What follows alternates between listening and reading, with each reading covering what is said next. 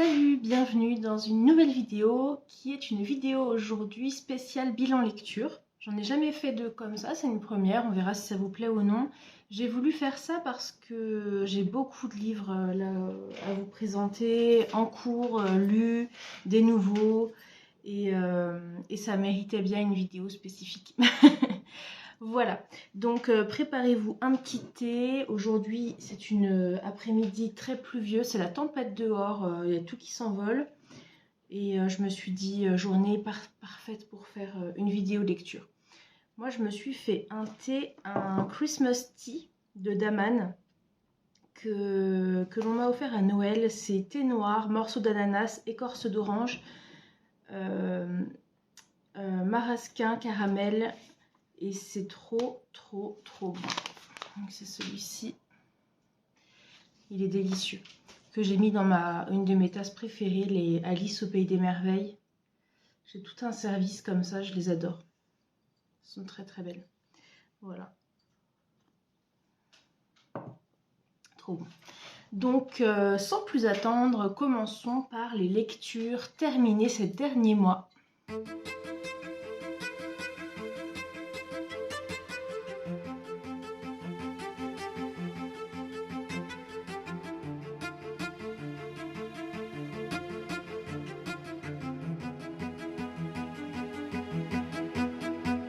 Certains disent que les bois des Waker Woods sont magiques, hantés même. Nora Walker, héritière d'une lignée de sorcières, sait à quoi s'en tenir.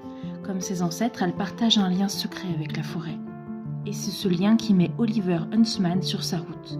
Oliver qui a disparu du camp de redressement il y a plusieurs semaines, en pleine tempête et qui devrait être mort. Elle comprend qu'il cache un secret. Oliver, de son côté, est prêt à tout pour ne pas s'en souvenir. Car il n'est pas le seul à avoir disparu cette nuit-là. Alors, première lecture terminée, c'est Winterwood, la forêt des âmes perdues de Shea Earnshaw. Probablement que je me trompe dans la prononciation. Et c'est le deuxième de l'autrice que je lis. J'avais lu The Wicked Deep, qui était la malédiction des Black Swans. J'avais bien aimé, c'était sympa. C'était une bonne lecture qui se lisait bien. Et Winterwood, du coup, franchement, je l'ai encore plus apprécié. Je l'ai trouvé très sympa. En fait, c'est l'histoire d'une jeune fille qui vit dans la forêt, sorcière de mère en fille.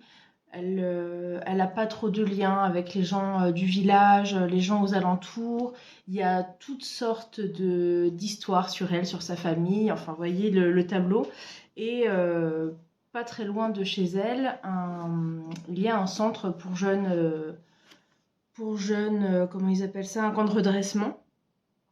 Et en fait, un des jeunes hommes du camp de redressement a disparu. Mais on ne sait pas trop comment ça se passe. On est dans une ambiance vraiment où il y a de la tempête, il fait froid, de la neige. C'est on est vraiment dedans, en fait, on se sent à leur place. Et Nora, donc cette jeune sorcière, elle va rencontrer par hasard Oliver qui a disparu. Et s'ensuit toute une histoire de savoir comment Oliver a disparu, pourquoi elle l'a retrouvé dans la forêt interdite et encore présent. Et bon, je ne peux pas trop en dire plus parce que je voudrais pas gâcher la lecture, mais en fait c'est ça l'histoire, c'est qu'on va découvrir comment Oliver a disparu. Et comment Nora elle évolue par rapport à ça, aux liens d'amitié qu'il peut y avoir, des liens familiaux qu'elle a plus ou moins eu en fait, et aussi il y a toute l'histoire avec sa grand-mère en fait qui n'est plus de ce monde, mais qui a eu un gros impact en fait sur sa vie. Donc moi j'ai beaucoup aimé, vraiment bien aimé cette lecture, et encore plus que The Wicked Deep. Voilà. Donc je sais pas si je peux en dire plus parce qu'après ça serait voilà. Franchement, si vous aimez ces ambiances-là de sorcellerie, de mystère et tout ça dans le froid, la neige, la glace, c'est très cool. Voilà, donc ça c'était pour The Winterwood et je suis très contente. Passons à la lecture suivante. Effie a toujours cru aux légendes du petit peuple. Hantée depuis son enfance par des visions du roi des fées, elle ne trouve de réconfort que dans les pages d'Anne Garrad, l'épopée d'Emrys Smirdine, son auteur préféré. Le livre en lambeaux est tout ce qui lui permet de survivre à ses études d'architecture. Aussi, lorsqu'elle remporte un concours pour restaurer le manoir du défunt Myrdine, elle est persuadée que c'est un signe du destin. Domaine décrépit sur le point de s'effondrer dans une mer affamée, le manoir d'Iraeth est un lieu perché à la frontière entre les mondes, peuplé d'êtres mystérieux. Parmi eux se trouve Preston Ellory, jeune étudiant en littérature, bien déterminé à prouver que Myrdine est un imposteur. Enquêtant sur l'héritage de l'écrivain, les deux étudiants découvriront peu à peu que des forces obscures conspirent contre eux et que la vérité pourrait les mener à la ruine. Alors, la lecture suivante, du coup, vous avez vu, c'est Un passé englouti d'Ava Reid.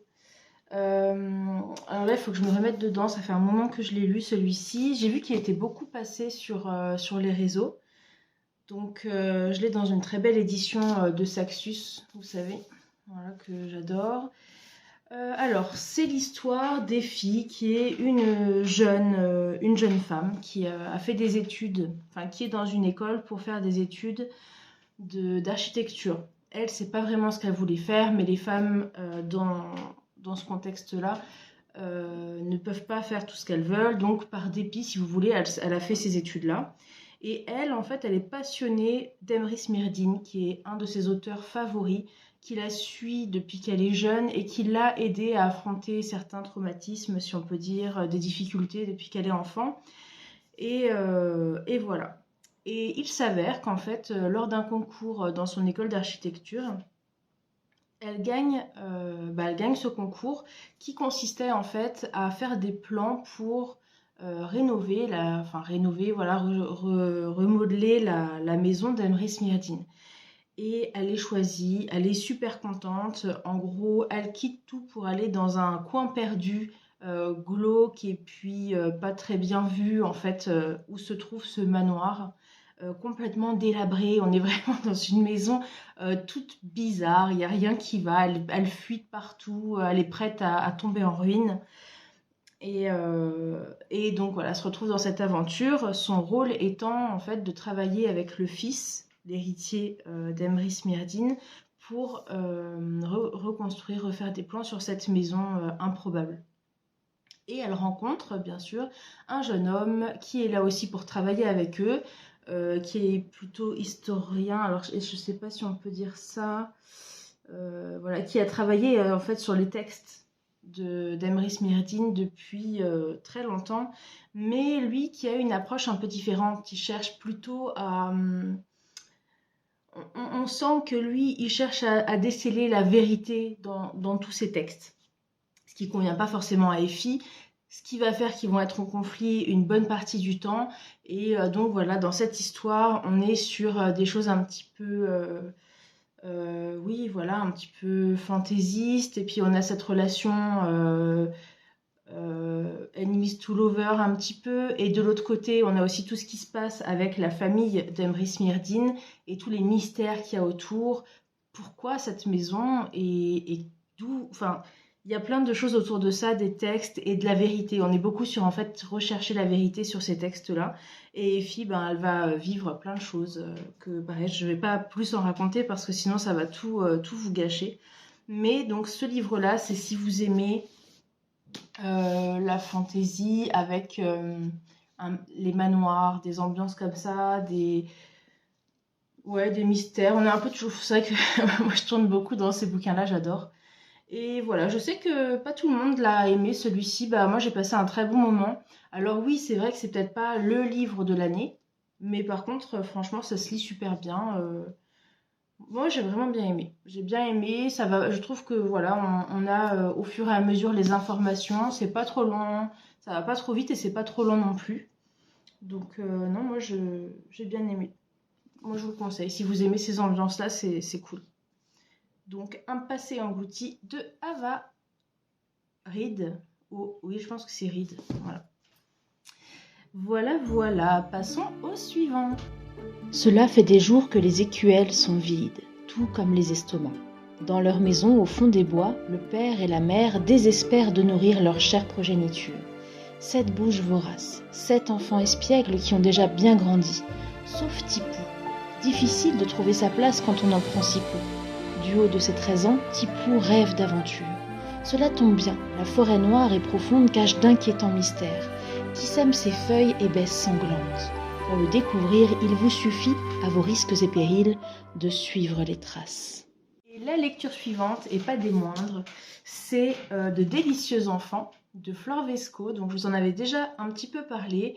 Moi j'aime beaucoup Flore Vesco. J'avais lu D'or et d'oreiller et De cap et de mots. Il était très sympa, on va en parler un petit peu, mais c'est vrai que c'est pas non plus mon préféré. Je crois que vraiment mon coup de cœur, le coup de cœur, c'était De cap et de mots. Je me souviens plus de toute l'histoire, mais je me souviens que j'avais beaucoup ri, j'avais passé un très bon moment. Et d'ailleurs, je me suis dit, vous savez que j'essaie de reprendre, enfin pour ceux qui ne le savent pas, en fait, j'ai des nouveaux livres que j'ai envie de lire et j'ai aussi envie de profiter des livres que j'ai depuis très longtemps, que j'ai lus il y a des années et des années et que dont je ne me souviens pas. Donc, alterner avec les nouveaux livres, j'essaye de mettre des anciens que j'ai déjà lus. Donc, le dernier que j'avais lu, c'était Journal intime d'un arbre, qui était sympa, et j'étais contente de le relire. Et bah, je me demande si dans cette pile-là, je ne vais pas rajouter De cap et de mots, parce que je me souviens pas de tout, mais j'avais adoré. J'avais adoré. En tout cas, pour celui-ci, De délicieux enfants, ça se lit toujours très bien. Elle a une écriture qui est très agréable à lire, je trouve. Et en fait, c'est un mélange de plusieurs contes. C'est un mélange de plusieurs contes. Le premier étant vraiment l'histoire du petit Pousset, mais il y a d'autres choses. Il y a d'autres choses. Voilà, en fait, vous êtes dans une histoire où vous avez une famille pauvre avec 7 enfants et qui cherche à tout prix comment faire pour se nourrir. Et de là découle l'histoire, chapitre par chapitre. C'est vraiment des petits chapitres et il y a toujours des petites choses en plus, jusqu'à la fin. Je pense pas qu'il faille dire plus parce que il se découvre vraiment page par page. Et c'est ça qui est intéressant parce que tout est aussi dans la façon dont elle écrit. Euh, et je pense que c'est un livre où on ne peut pas trop en dire non plus. Voilà, mais pareil, il est très bien. Il est très bien à lire. Même si pour moi, c'est pas mon préféré de l'auteur. Franchement, pareil, je disais hein, que Flore Vesco, si vous avez une panne de lecture, foncez. Bah, je persiste à le dire. Même n'étant pas mon préféré, ça se lit très très bien, très rapidement. On est quand même sur un petit livre de 200 pages environ. Et à chaque fois, vous avez le point de vue. Chaque chapitre, en fait, c'est le point de vue d'une personne de la famille. Vous avez soit les enfants, soit la mère, soit le père, et chacun va raconter un peu son point de vue de l'histoire à chaque fois. Et ça va évoluer comme ça.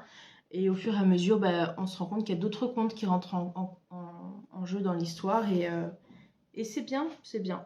Pareil, si vous n'êtes pas trop, que vous êtes déconcentré en ce moment, que vous avez la tête pleine et que vous avez quand même envie de lire en fait et de profiter d'une lecture, bah ça va très bien. Voilà. Et puis il est superbe. Hein. Toujours, ils sont très beaux les livres. Ouais. C'est l'école des loisirs. Voilà. Donc pareil, encore une lecture pour laquelle je suis contente. C'est pas un coup de cœur, mais très sympa. Donc pour l'instant, j'ai eu que des bonnes lectures. Et je voulais finir cette fois avec un graphique. Ça fait longtemps que j'en ai pas lu. J'ai découvert moi les graphiques assez tard. Je dirais que j'ai commencé à en lire il y a 2 ans environ, peut-être 2-3 ans, petit à petit. Et j'ai adoré. J'ai adoré ça. J'aime toujours beaucoup ça. Le seul petit hic, c'est que quand j'ai emménagé ici, près de chez moi, il n'y avait pas de Cultura. Hein. Il a ouvert cet été, en fait. Il a ouvert cet été, le Cultura, mais il n'y avait pas d'autre chose à part une petite librairie à Falsbourg où j'aime bien aller. Mais du coup, ils n'ont pas beaucoup de choix. Surtout en graphique. Hein. Il y a des livres très bien, mais en graphique, c'est pas pareil. Et du coup, bah, j'en ai beaucoup moins lu. Et quand le Cultura a ouvert, en fait, j'étais super contente. Et là, j'ai vu une nouvelle collection que je connaissais pas, qui s'appelle Les Ogres Dieux. Donc, il y a plusieurs tomes autour de ça. Et j'ai donc craqué pour le premier, qui est petit. Voilà, de la collection Les Ogres Dieux. Voilà, collection Métamorphose, c'est marqué. Et c'est Hubert Gatignol. J'adore les illustrations, elles sont tellement belles. Vraiment trop beau. Toute l'histoire d'une famille et de ses membres nous est contée à travers celle de petits, nés à peine plus grands qu'un humain. Héritage, coutumes, tiraillements, un superbe récit gothique autour du déterminisme familial. C'était trop cool, je l'ai lu d'une traite, c'était vraiment vraiment bien. J'ai hâte d'avoir les suivants parce que j'ai beaucoup aimé. Surtout que quand je l'ai feuilleté, donc je l'avais vu une première fois, je l'ai feuilleté, on est vraiment sur des très belles illustrations, mais c'est en noir et blanc. Alors je m'étais dit, est-ce que ça va pas m'embêter que ce soit en noir et blanc? Bah pas du tout, pas du tout. Je vous ferai une petite vidéo pareil où je feuillette pour que vous voyez.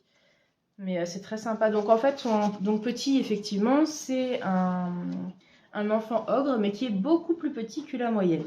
Et on va suivre son histoire de comment il se dépatouille dans sa vie entouré d'ogres. En plus, il est rejeté par sa famille, enfin par une partie de sa famille, et il essaye de s'en sortir et de faire partie de ce monde. Donc on suit Petit dans cette démarche-là. Et en fait, entre deux histoires, si vous voulez, vous avez des histoires spécifiques à chaque personnage. Donc vous allez avoir le père, la mère, les descendants, les ancêtres, etc.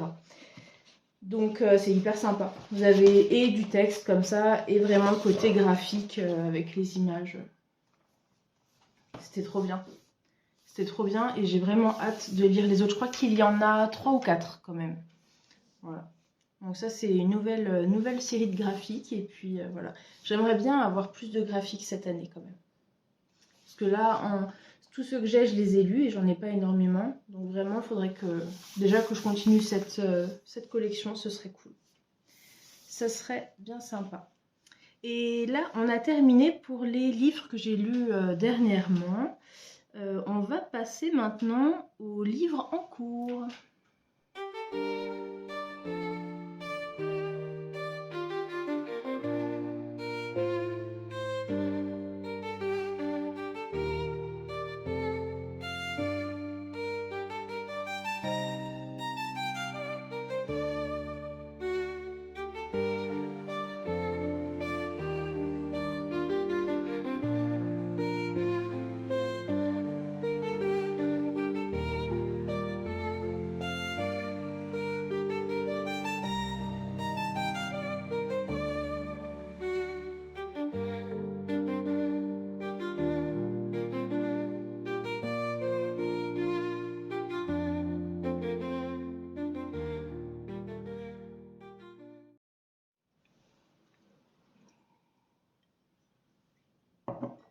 Les livres en cours. Alors, j'avais, donc après avoir lu le dernier que j'avais lu, je crois que c'était le Florvesco, je pense.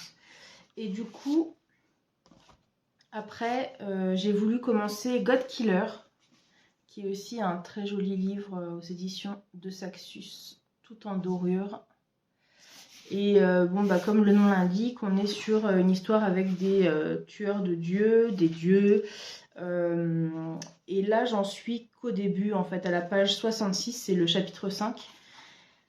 Et ce que je peux vous en dire, en fait, c'est l'histoire d'une famille royale qui subit, en fait, la colère des dieux d'une manière ou d'une autre. Hein, voilà. La famille meurt, sauf la fille qui survit, mais qui est estropiée.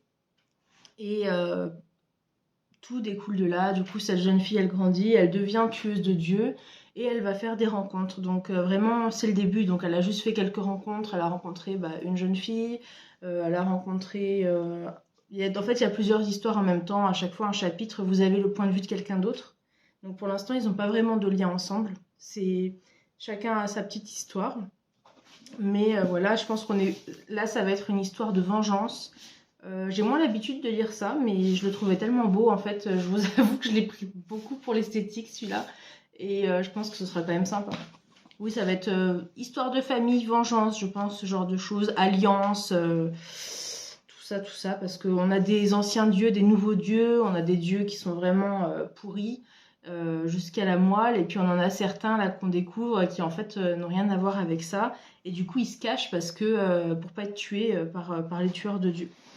Donc je vous en dirai plus, mais j'ai dû l'interrompre pendant les vacances puisque j'ai été malade et que j'avais pas du tout la tête à lire ça en fait.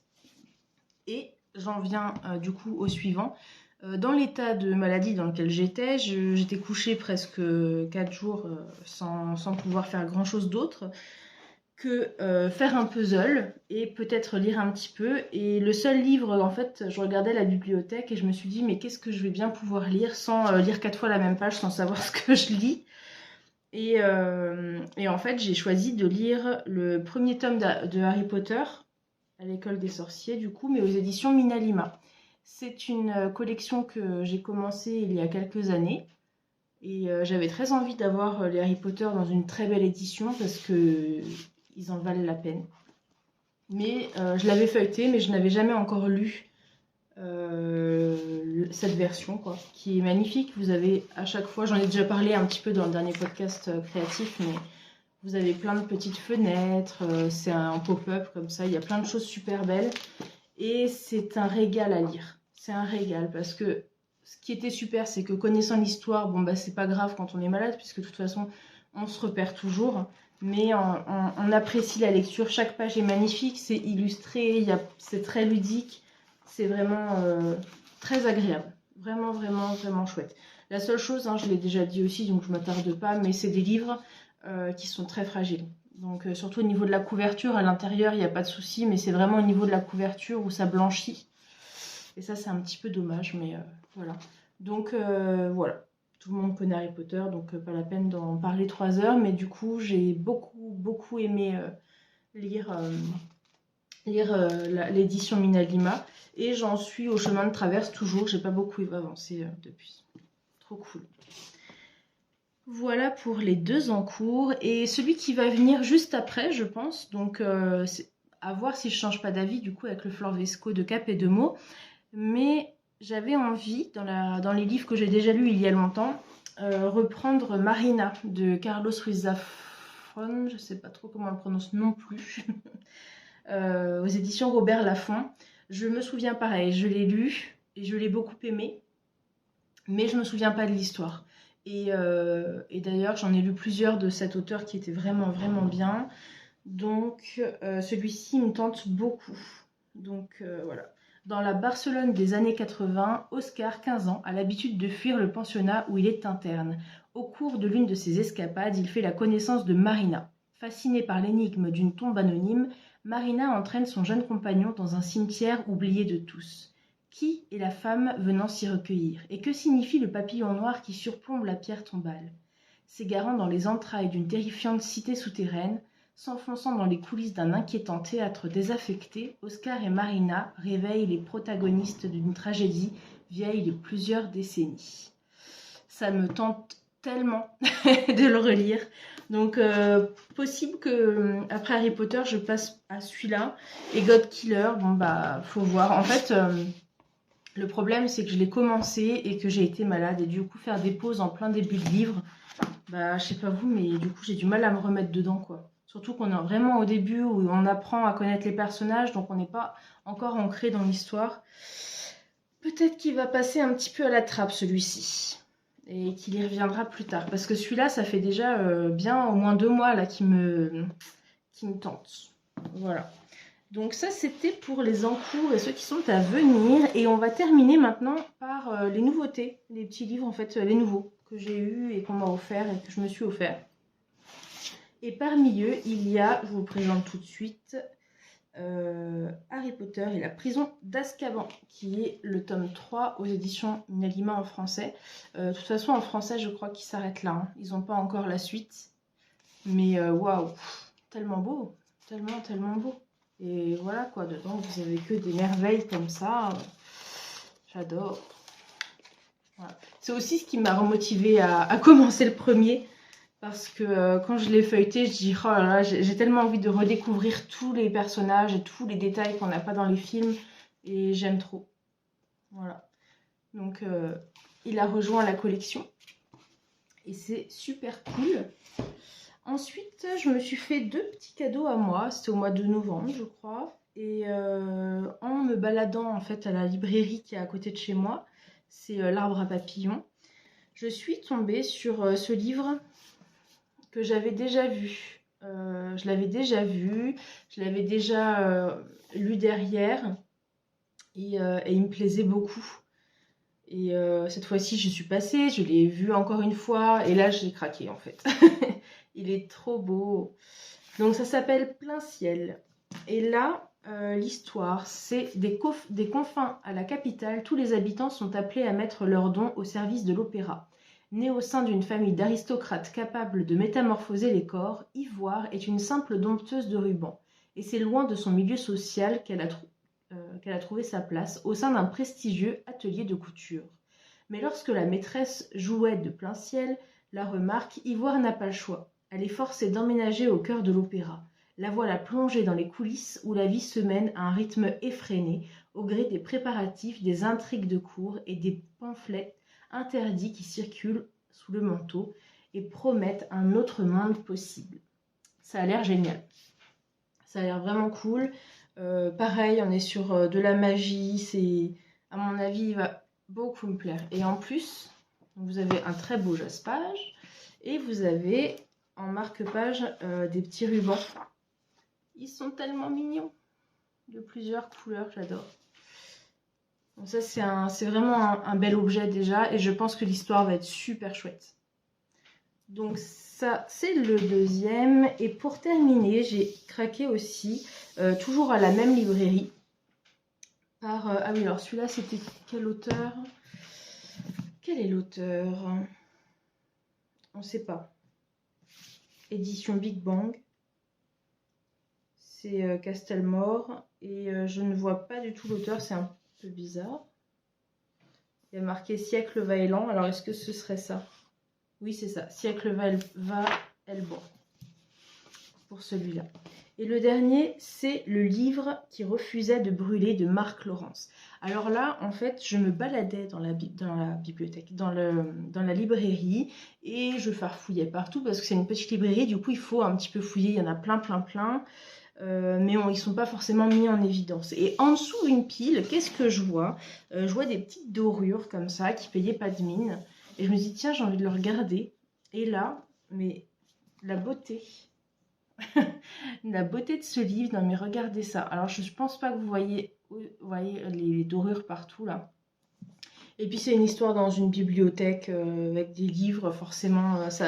Je n'ai pas mis très longtemps à me décider. Hein. Voilà.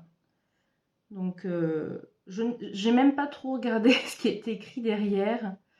On en reparlera quand je le lirai.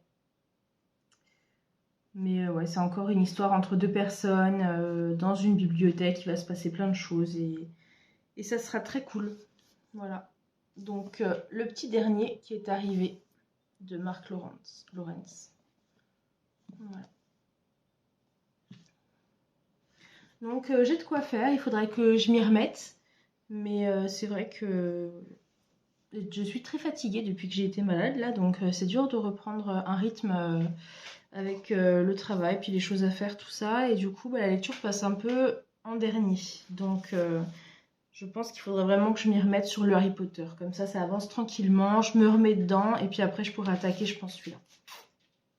Et ça sera très, très bien. Voilà, voilà. Ah oui, je voulais quand même, sur les... Je vous ai pas parlé des audios, parce que du coup, j'écoute des histoires sur... je vais y arriver, sur Amazon, sur Audible depuis plusieurs années, moi j'adore ça. Et j'en ai lu quelques-uns, donc je vais peut-être faire un petit point et après, oui, allez, on va faire un petit point Audible. Voilà, alors pour cette dernière partie de vidéo, je voulais vous parler un petit peu des derniers livres écoutés sur Audible.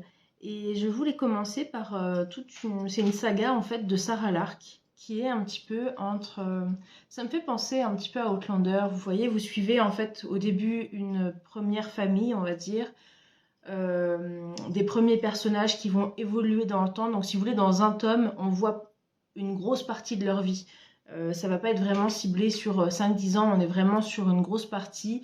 Et ça va être du voyage, il y a beaucoup de voyages, de rencontres. C'est très très cool. Comment je peux vous dire? En fait, c'est... Comment expliquer ça? Vous commencez avec une famille, avec des alliances, des mariages. Du coup, ils partent en Australie pour découvrir de nouvelles choses. Ils tombent en fait sur des personnes plus ou moins bien intentionnées. C'est vraiment ça. C'est entre historique, romancé, quoi. Historique, romancé, et puis il y a du voyage. Et vous suivez en fait toute une famille tout au long de leur vie. Et à chaque tome, en fait, il y a une génération suivante qui prend le relais, tout en gardant les personnes qui deviennent des parents, des grands-parents, etc. Donc le premier était très très bien. Le deuxième, donc le premier c'est... il est gratuit, vous pouvez l'écouter gratuitement quand vous avez l'abonnement, et c'est Le Pays du Nuage Blanc. Alors probablement que la saga elle a un nom, mais je ne l'ai pas trouvé. Donc j'ai juste ça en fait. Donc Sarah Lark, Le Pays du Nuage Blanc, c'est le 1. Le 2, c'est Le Chant des Esprits, où là on voit un petit peu les enfants, comment ils évoluent des premiers personnages. Et sur le 3, c'est les petits-enfants. Le Cri de la Terre, où là en plus on rentre en pleine guerre. Donc je vous avoue que le 3 m'a moins emballé, je ne l'ai pas tout à fait fini, il me reste 3 heures d'écoute. Mais les deux premiers étaient top. Le troisième, bon voilà, ça commence un petit peu à... Je trouve que ça s'essouffle un peu, mais bon. Je vais quand même l'écouter jusqu'à la fin. Des fois, ça peut changer la donne. Et il y en a encore au moins un, c'est sûr. Mais il y en a peut-être d'autres sur la même saga. Donc celui-là, si vous aimez vraiment les histoires historiques de voyage, qui sont romancées bien sûr, avec plein de personnages différents et qu'on voit sur toute une vie, ben, c'est pour vous. Franchement, ça s'écoute super bien. Moi, je les ai beaucoup écoutés en faisant plus des choses à l'atelier et c'était très bien. Et donc là, je suis au numéro 3 que j'ai pas fini. Et entre-temps, parce que j'en avais marre du Cri de la Terre, et en écoutant un des podcasts de Eve, EV3, elle parlait d'un livre audio qui est L'homme qui savait la langue des serpents de Andrus Kivirak. Et c'était génial. J'ai adoré ça. C'était très très bien. En fait, vous êtes... Alors c'est un peu spécial parce que vous êtes dans un univers, enfin, dans un univers où se côtoient en fait les légendes et la réalité. Vous voyez, donc on est vraiment entre deux, la vie avec les animaux. Les hommes et les animaux vivent un petit peu ensemble, communiquent ensemble, etc. Et on va suivre un homme, ce qui est le dernier à parler la langue des serpents, et on va savoir pourquoi c'est le dernier et quelle a été sa vie, quelle a été sa communauté, sa tribu de la forêt, si on peut dire, de sauvages, comme ils disent. Et voilà, où la religion arrive là-dedans, comment ils en arrivent. Comment il en arrive lui à se retrouver tout seul, et on suit en fait toute sa vie depuis qu'il est petit jusqu'à sa mort, et c'est super intéressant. J'ai bien aimé en fait justement cette relation entre la frontière en fait entre la légende et la réalité qui se chevauchent et qui s'entremêlent, et le début du christianisme, tout ça qui arrive et qui se mêle à tout ça, les décisions des personnes, pourquoi avoir quitté tout ce qu'ils connaissaient pour aller dans des villages à côté. Et c'était très très bien. Donc là, si vous avez envie d'une lecture sympa, un petit peu qui change aussi, parce que c'est assez original. J'ai jamais lu de ce genre de choses, et c'était très très sympa. Donc je vous conseille L'homme qui savait la langue des serpents. C'était très bien. Et voilà. Donc j'ai repris, comme j'ai fini celui-là, j'ai repris Le Cri de la Terre. Je vais le terminer, mais je ne sais pas encore quoi écouter. Donc si vous avez des suggestions de livres audio sympas, moi j'aime bien plein de choses, hein. C'est vrai que j'aime beaucoup tout ce qui est fantasy, tout ça, mais au final j'aime bien écouter et lire plein de choses différentes. Donc n'hésitez pas à me faire vos suggestions. Parce que par exemple, Sarah Lark, c'est ma maman qui m'a donné l'idée de le lire parce qu'elle l'avait écouté, enfin de l'écouter du coup. Et au final, j'en ai quand même écouté 3, donc c'était bien. C'était bien.